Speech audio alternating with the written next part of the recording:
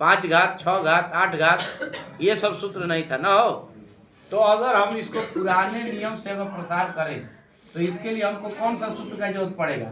a minus B का whole घन का जरूरत पड़ेगा। तो a माने पहला पद, बी माने चलिए जरा इसका हम लोग प्रसार करें।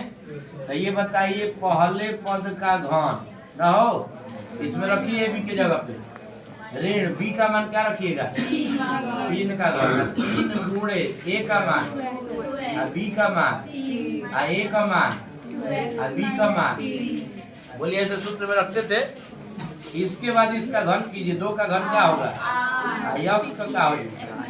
यक्स पर 1, 3 का घन 27। इसका गुणा करते थे 3 दूना के 6, 36, 18 यक्स कोष्ठ में 2 माइनस, फिर इसके बाद कोष्ठक तोड़िए 8 यक्स पर 3 माइनस 27 माइनस, इसका इन दोनों में गुणा होगा 18 दूना के यक्स में यक्स का गुणा होगा तो यक्स स्क्वायर होगा माइनस माइनस 18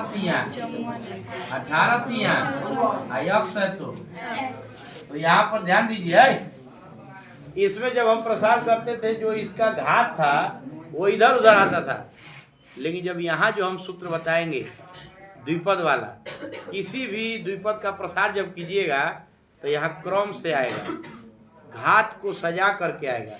नियम वही है असली कि सबसे पहले बड़ा घात, फिर उससे छोटा घात, फिर उससे छोटा घात, क्रम से होना चाहिए। लेकिन हम लोग पहले करते थे तो बिना क्रम का ऐसे होता था, लेकिन उसको सजाना भी आपको सिखाया जाता था। इसको क्रम से लिख दीजिएगा 8 यक्स पर 3, फिर 2 घात वाला 36 यक्स स्क्वायर, फिर आपका हो जाएगा 54 यक्स, और लास्ट में माइनस बड़ा घात सबसे पहले, इसके बाद एक घात घटाते हुए, और सबसे लास्ट में अचर पद होता है, अंक होता है। ये बताइए ये जो आपका द्विपद है इसका